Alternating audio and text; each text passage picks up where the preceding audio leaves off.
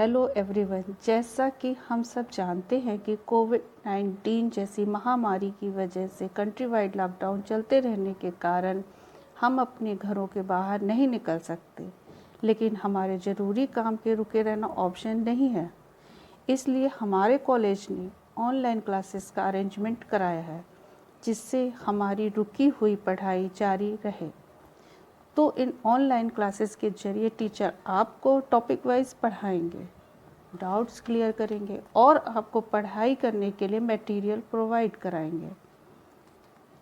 मैं आपकी साइकोलॉजी की टीचर हूँ और आपको आगे आने वाले समय तक ऑनलाइन लेक्चर दूंगी। उम्मीद करती हूँ कि आप लोग इसे सीरियसली पढ़ेंगे और अपनी मदद खुद करेंगे। आप आगे आने वाली वीडियो को अच्छे से समझने की कोशिश करें और जो चीज़ें आपको इम्पॉर्टेंट लगें तो वीडियो पॉज करके उसे नोट करते चलें। ये बहुत ही हेल्पफुल रहेगा आप लोगों के लिए। So stay home and stay safe. और आज का लेक्चर शुरू करते हैं। मनोविज्ञान में आपके 2 पेपर होंगे और एक प्रैक्टिकल। ये आपका पेपर 1 है, पेपर फर्स्ट। इसके अलावा पेपर सेकंड है,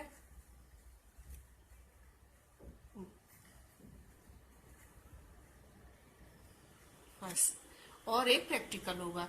ये 35 मार्क्स के होंगे और प्रैक्टिकल 30 मार्क्स का होगा। Paper 1 basic of psychology.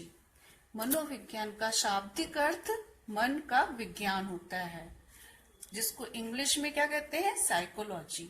Psychology दर्शन शास्त्र से लिया गया है। 1590 में इसका दर्शन शास्त्र से में आरंभ हुआ। साइकोलॉजी को हम 2 शब्दों में विभाजित करके समझ सकते हैं, साइकोस प्लस लोगस। ये एक ग्रीक वर्ड है। इसे लैटिन भाषा का या यूनानी भाषा का शब्द भी कह सकते हैं। साइकोस को साइकी प्लस लोगस को स्टडी भी कह सकते हैं। साइकी का अर्थ आत्मा और स्टडी का अर्थ विज्ञान या अध्ययन से होता है। 16वीं शताब्दी में इसे आत्मा का मनोविज्ञान माना गया और ऐसा मानने वाले थे मनोवैज्ञानिक अरस्तु, प्लेटो, डेकार्टे।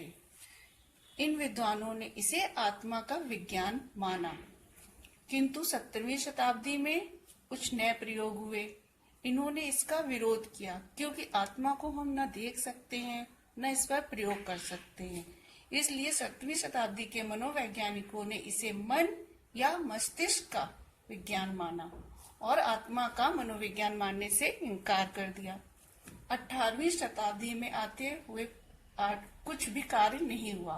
फिर आई 19वीं शताब्दी, फिर इस पर कुछ कार्य हुए, कुछ प्रयोग हुए, कुछ नए मनोवैज्ञानिक आए। उन्होंने इसे क्या माना? चेतना का विज्ञान। 19वीं शताब्दी में इसे चेतना का विज्ञान माना गया। और ये मानने वाले मनोवैज्ञानिक कौन थे? विलियम वुंड और विलियम जेम्स। विलियम जेम्स को इसे फादर ऑफ साइकोलॉजी भी कहते हैं, मतलब साइकोलॉजी के जनक विलियम जेम्स कहलाते हैं। और चेतना का विज्ञान इन लोगों ने इसको स्वीकार किया। किंतु 20वीं शताब्दी में आते आते फिर कुछ विरोध हुए, मतभेद हुए, नए मनोवैज्ञानिक आए, उन्होंने नई रिसर्च करी। 20वीं शताब्दी में आते आते इसे व्यवहार का विज्ञान माना जाने लगा। व्यवहार का विज्ञान मानने वाले मनोवैज्ञानिक हैं स्किनर, हल, पावलोव, कथरी, थॉर्नडाइक, वुडवर्थ आदि। इन्होंने व्यवहार पे रिसर्च किए, प्रयोग किए और इसे व्यवहार का मनोविज्ञान माना। वुडवर्थ ने बहुत अच्छी परिभाषा दी है इसके बारे में। वुडवर्थ की परिभाषा बहुत अच्छे से स्पष्ट करती है मनोविज्ञान का आरंभ से लेके वर्तमान समय में किस प्रकार इसका परिवर्तन हुआ। मनोविज्ञान ने सबसे पहले अपनी आत्मा का त्याग किया, फिर उसने मन या मस्तिष्क का त्याग किया, फिर उसने चेतना त्यागी और आज व्यवहार का विज्ञान बना हुआ है। इस परिभाषा से आपको स्पष्ट होता है कि मनोविज्ञान सबसे पहले आरंभ में आत्मा का विज्ञान था, जिसका त्याग करके इसको मन या मस्तिष्क का विज्ञान माना गया। फिर मन और मस्तिष्क का विज्ञान मानने के बाद उसका त्याग हुआ और उसे चेतना का विज्ञान माना गया।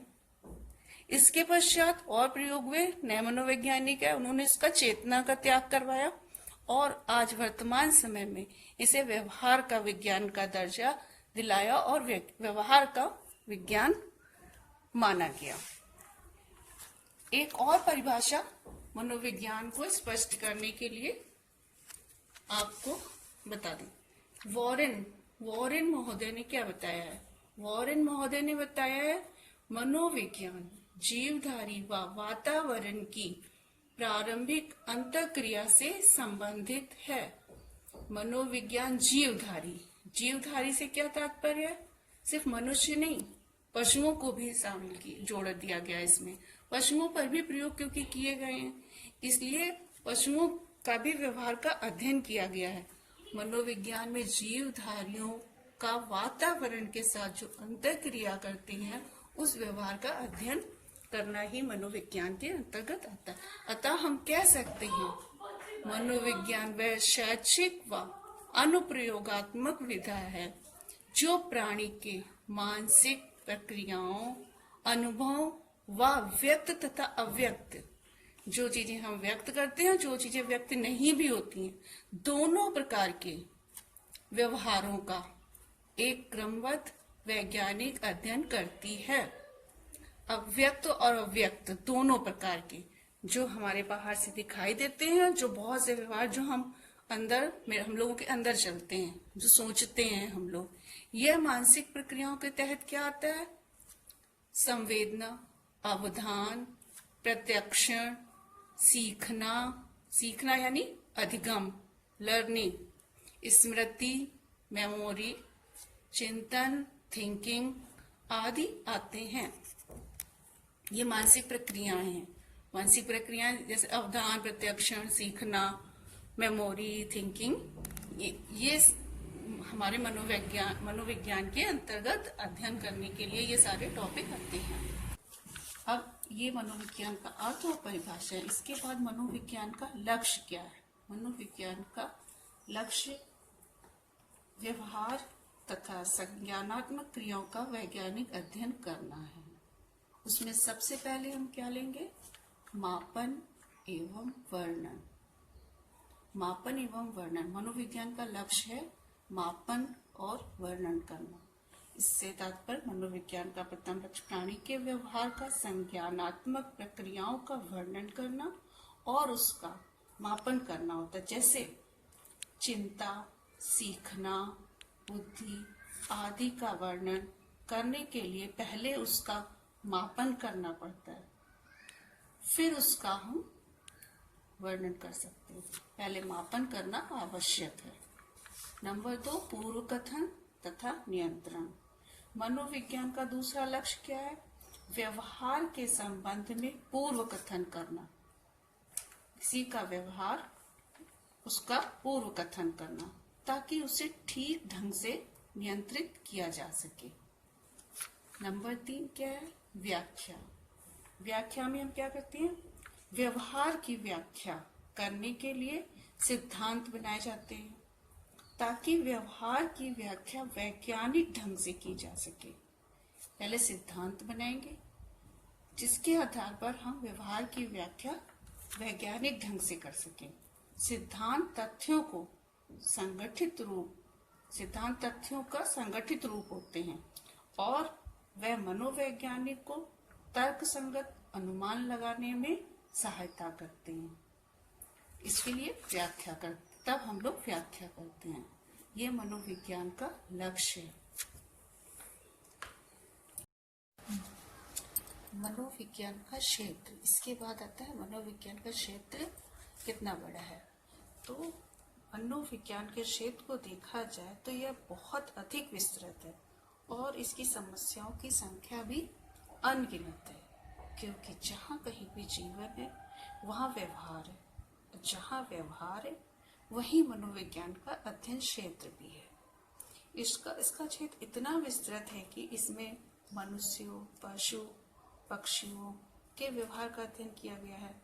मनोविज्ञान में सभी आयु के प्राणियों का अध्ययन नहीं होता, बल्कि साधारण और असाधारण, सामान्य, असमान प्रकार के प्राणियों की समस्याओं का अध्ययन मनोविज्ञान में किया जाता है।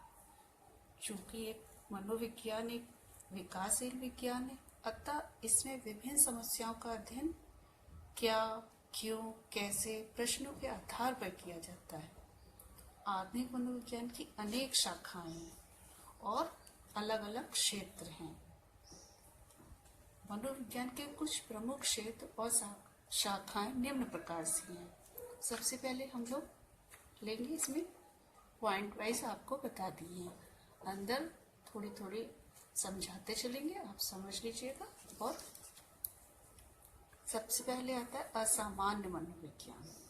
मनोविज्ञान में सामान्य व्यक्तियों के अतिरिक्त असामान्य व्यक्तियों का भी अध्ययन किया जाता है, अथवा असामान्य मनोविज्ञान में व्यक्तियों की अनेक प्रकार की असामान्य समस्याओं का अध्ययन किया जाता है। इस मनोविज्ञान की प्रमुख समस्याएं निम्न प्रकार से हैं, जैसे संवेदनात्मक प्रत्यक्षीकरण में संबंधित असामान्यताएं, संज्ञान से संबंधित असामान्यताएं, अभिप्रेरणात्मक और मनोवैज्ञानिक प्रकारों से संबंधित असामान्यताएं,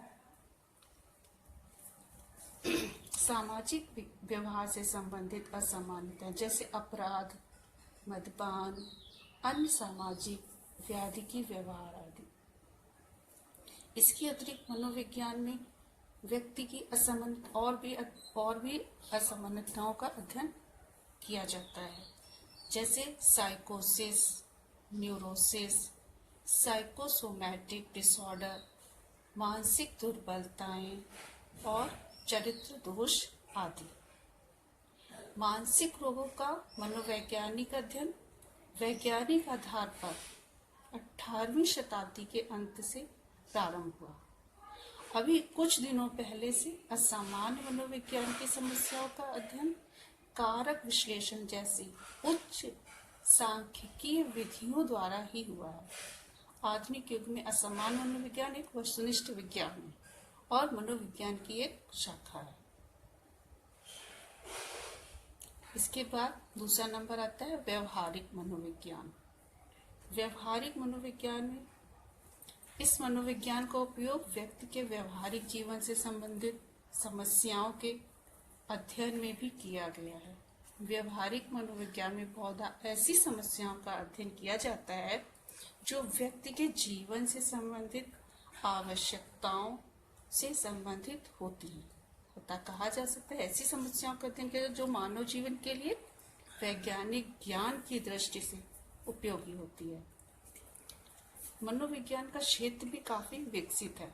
व्यवहारिक मनोविज्ञान के क्षेत्र के अंतर्गत कार्य और व्यवसाय से संबंधित समस्याओं का, शैक्षिक व्यवसायिक निर्देशन से संबंधित समस्याओं का, मैनेजमेंट संबंधित समस्याओं का, धर्म और धर्म विज्ञान से संबंधित समस्याओं का, ट्रैफिक से संबंधित समस्याओं का अध्ययन व्यवहारिक मनोविज्ञान में किया जाता है। आधुनिक व्यवहारिक मनोविज्ञान में सांख्यिकी को लेकर निर्देशन तक अनेक समस्याओं का अध्ययन किया जाता है। इसके बाद आता है बाल मनोविज्ञान। बाल मनोविज्ञान में आप समझ लीजिए क्या ये सब इसके क्षेत्र हैं। इन क्षेत्रों सिर्फ मनोविज्ञान का अध्ययन असामान्य व्यक्तियों पर नहीं किया जाता है, ये इन सारे क्षेत्रों में किया जाता है। बाल मनोविज्ञान। बाल मनोविज्ञान मनोविज्ञान का एक बहुत बड़ा क्षेत्र है जिसमें जन्म की पूर्व अवस्था, जन्म, शैशव अवस्था, बाल्यावस्था, किशोरावस्था और परिपक्व अवस्था तक विभिन्न मनोवैज्ञानिक प्रक्रियाओं के विकास का अध्ययन किया जाता है। एक मनोवैज्ञानिक हैं बर्गर, उनका विचार है कि नवजात शिशु अर्थात कोरा कागज नहीं है जिस पर संरक्षकों की इच्छाओं को अंकित किया जा सके। बाल मनोविज्ञान के क्षेत्र में मुख्यतः जिन समस्याओं का अध्ययन किया होता है वह निम्न प्रकार से हैं। कैसे? प्रारंभिक अनुभव और न्यूनेट पीरियड से संबंधित समस्याएं, व्यक्तित्व विकास और व्यक्तित्व असामान्यताओं से संबंधित समस्याएं, संज्ञानात्मक विकास से संबंधित समस्याएं, प्रत्यक्षीकरण और भाषा के विकास से संबंधित समस्याएं, बौद्धिक सामाजिक संवेगात्मक विकास से संबंधित समस्याएं। बाल मनोविज्ञान में बच्चों की शिक्षा से संबंधित समस्याओं का अध्ययन भी किया जाता है। इसके बाद आता है नंबर 4। नंबर 4 आता है नैदानिक मनोविज्ञान, मतलब क्लिनिकल साइकोलॉजी। नैदानिक मनोविज्ञान का क्षेत्र आजकल बहुत विस्तृत हो चुका है। अपने देश में बड़े बड़े अस्पतालों में भी अब एक नैदानिक मनोवैज्ञानिक भी होता है, जो असामान्य व्यवहार से संबंधित रोगों और समस्याओं के कारणों का पता लगाता है, जिन्हें समझता है और फिर उत्पन्न कारणों को दूर करके व्यक्ति को समाज में प्रभावपूर्ण समायोजन के लिए उपयुक्त निर्देश भी देता है। नैदानिक मनोविज्ञान का उपयोग अमेरिका में लगभग सभी अस्पतालों में है। नैदानिक मनोविज्ञान एक प्रकार व्यवहारिक मनोविज्ञान से संबंधित उपक्षेत्र। नैदानिक मनोविज्ञान के क्षेत्र में एक नया क्षेत्र भी विकसित हो गया है, जिसे चाइल्ड सोशल साइकोलॉजी कहते हैं। नैदानिक मनोविज्ञान के कुछ अन्य विशिष्ट क्षेत्र जैसे clinical test, diagnosis, psychological guidance, treatment, care, clinical diagnosis आदि, ये क्लिनिकल साइकोलॉजी के अंतर्गत आते हैं। इसके बाद नंबर आता है तुलनात्मक मनोविज्ञान। तुलनात्मक मनोविज्ञान में भी विभिन्न जातियों के प्राणियों के व्यवहारों में पाई जाने वाली समानता से संबंधित समस्याओं का अध्ययन किया जाता है। मॉर्गन, थॉर्नडाइक आदि ऐसे कुछ मनोवैज्ञानिक हैं जिन्होंने अपना जीवन पशुओं के व्यवहार के अध्ययन में लगाया और पशुओं के अध्ययन से प्राप्त परिणामों की तुलना मनुष्य के व्यवहारों से की। मतलब पशुओं के पर अध्ययन किया और उनके व्यवहार की तुलना मनुष्य से करी, इसलिए तुलनात्मक मनोविज्ञान। वॉटसन, जिसने मनोविज्ञान को व्यवहार का मनोविज्ञान तथा विज्ञान की मान्यता दिलाने के लिए प्रयास किए, उन्होंने भी तुलनात्मक मनोविज्ञान के क्षेत्र में अनेक समस्याओं पर अध्ययन किया। तुलनात्मक मनोविज्ञान से संबंधित समस्याओं का अध्ययन मनोविज्ञान में इसलिए बहुत महत्वपूर्ण है क्योंकि इसमें प्रयोगशाला में पशुओं के उन व्यवहारों का अध्ययन किया जाता है जो अध्ययन प्रयोगशाला की परिस्थितियों में मनुष्य पर संभव नहीं है। दूसरे तुलनात्मक मनोविज्ञान में एक महत्व यह भी है कि मानव बच्चों पर बहुत से अध्ययन संभव नहीं है जो पशुओं के बच्चों पर किए जाते हैं। इन अध्ययनों से प्राप्त परिणामों की तुलना करके मानव शिशुओं के संबंध में निष्कर्ष प्राप्त किए जा सकते हैं। आधुनिक युग में जिन मनोवैज्ञानिकों के तुलनात्मक मनोविज्ञान के क्षेत्र में अध्ययन महत्वपूर्ण है, उनके नाम इस प्रकार हैं: मिलर, स्टेनबर्ग, बंधुरा, आइजेंक आदि। आज तुलनात्मक मनोविज्ञान तक पढ़ लिया है मनोविज्ञान के क्षेत्र, और इसके आगे के क्षेत्रों के बारे में नेक्स्ट वीडियो में पढ़ेंगे। तुलनात्मक मनोविज्ञान तक आप लोगों को समझ आ गया है? ये पॉइंट्स आप लोग नोट कर सकते हो। अंदर का समझा दिया है क्या इसमें क्या क्या अध्ययन किया जाता है, आगे का अगली वीडियो तक। आज तुलनात्मक मनोविज्ञान तक पढ़ लिया है मनोविज्ञान के क्षेत्र, और इसके आगे के क्षेत्रों के बारे में नेक्स्ट वीडियो में पढ़ेंगे। तुलनात्मक मनोविज्ञान तक आप लोगों को समझ आ गया है? ये पॉइंट्स आप लोग नोट कर सकते हो। अंदर का समझा दिया है क्या इसमें क्या क्या अध्ययन किया जाता है, आगे का अगली वीडियो तक।